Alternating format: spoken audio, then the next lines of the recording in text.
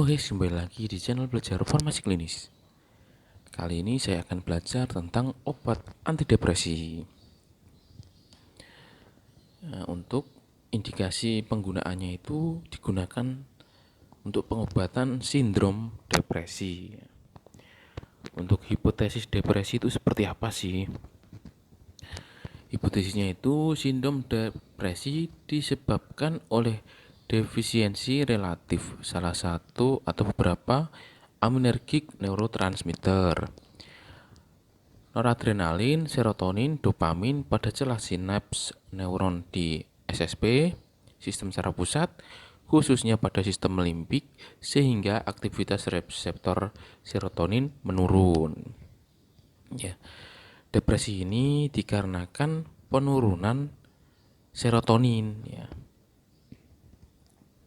kalau penaikan serotonin ini kan harus normal. Kalau dia turun, jadinya depresi. Kalau dia naik, jadinya itu senyum-senyum sendiri ya. Serotonin ini seperti kalau kita itu jatuh cinta ya.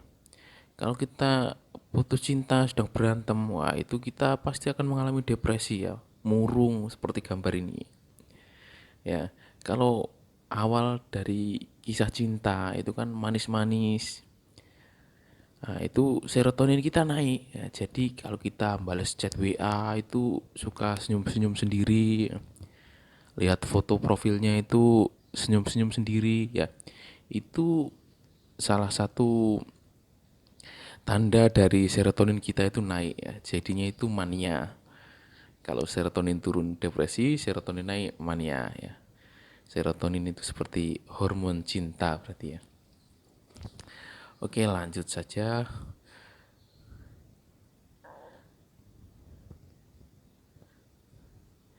Nah, ini penggolongan obat antidepresan serta dosis anjurannya. Untuk keterangan mengenai jenis pengertian dosis anjuran dapat dibaca di kotak biru halaman 143. Untuk obat-obatnya itu ada jenis-jenisnya ya, jenis depresan trisiklik, tetrasiklik, MAOI, kemudian SSRI, kemudian atipikal.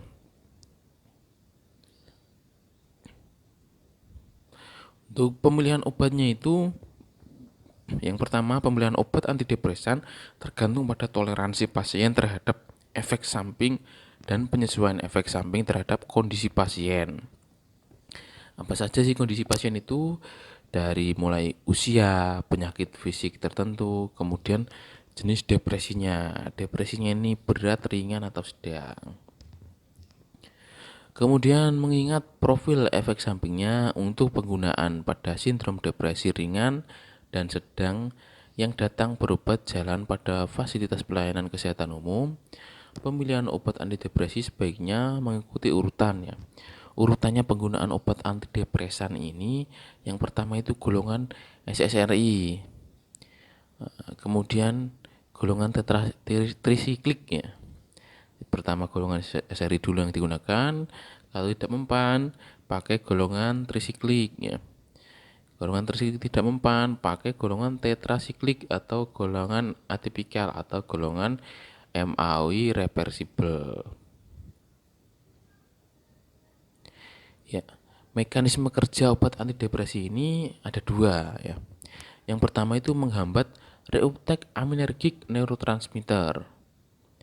Kemudian yang kedua menghambat penghancuran oleh enzim monoamin oksidase sehingga terjadi peningkatan jumlah aminergik neurotransmitter pada celah sinaps neuron tersebut yang dapat meningkatkan aktivitas reseptor serotonin ya. Serotoninnya ini rendah, perlu ditingkatkan.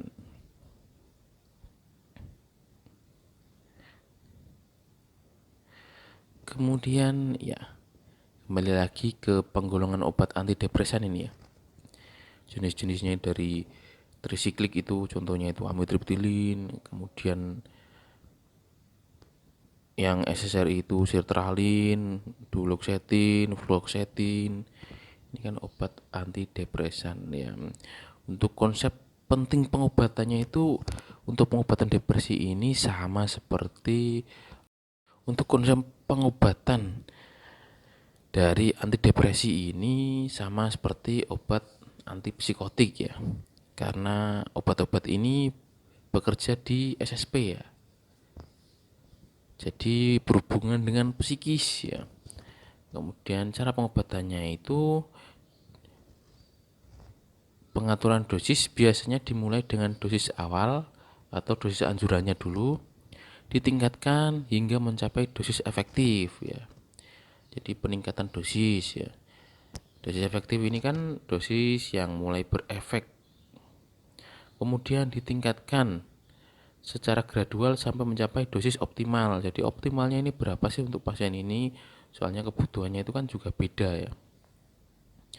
Kemudian untuk jangka waktu tertentu sambil disertakan terapi yang lain non medikamentosa ya, terapi non medika ya, berarti non medik ya, dari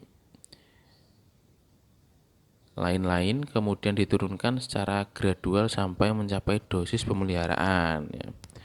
Setelah dosis itu tahu dosis optimalnya berapa, itu diturunkan sampai dosis pemeliharaannya yang terkecil.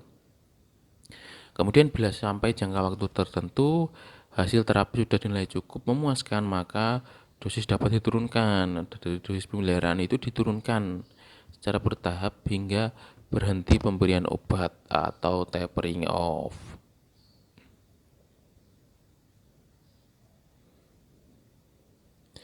Iya, kembali lagi di tabel jenis obat-obatnya ya. Untuk obat antidepresan trisiklik ini yang pertama adalah amitriptilin. Amitriptilin ini dosis anjurannya 75 sampai 150 mg per hari ya. Untuk amitriptilin, imipramin, kemudian klomipramin ini dosisnya sama ya. 75 sampai 150 mg per hari ya.